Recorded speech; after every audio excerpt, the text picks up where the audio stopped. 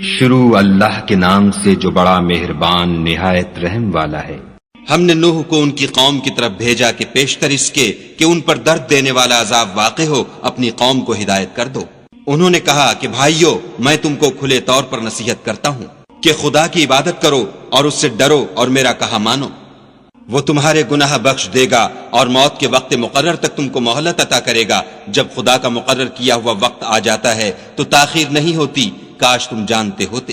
جب لوگوں نے نہ مانا تو نوح نے خدا سے عرض کی کہ پروردگار، میں اپنی قوم کو رات دن بلاتا رہا، لیکن میرے بلانے سے وہ اور زیادہ گریز کرتے رہے۔ جب میں نے ان کو بلایا کہ توبہ کریں اور تو ان کو معاف فرمائے تو انہوں نے اپنے کانوں میں انگلیاں دے لیں اور کپڑے اوڑھ لیے اور اڑ گئے اور اکڑ بیٹھے۔ پھر میں ان کو کھلے طور پر بھی بلاتا رہا اور ظاہر اور پوشیدہ ہر طرح سمجھاتا رہا، اور کہا کہ اپنے پروردگار سے معافی مانگو کہ وہ بڑا معاف کرنے والا ہے۔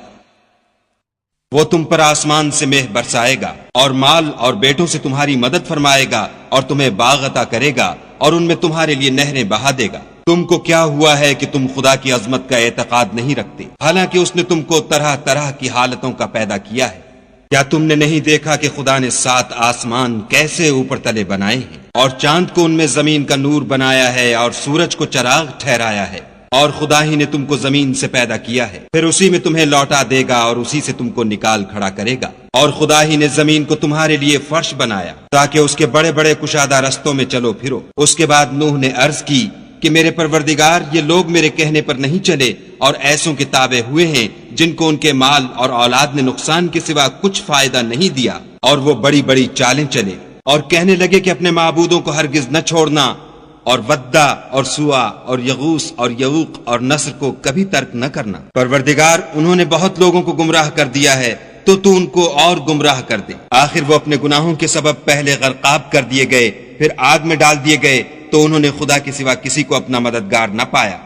اور پھر نوح نے یہ دعا کی کہ میرے پروردگار، کسی کافر کو روئے زمین پر بستہ نہ رہنے دے۔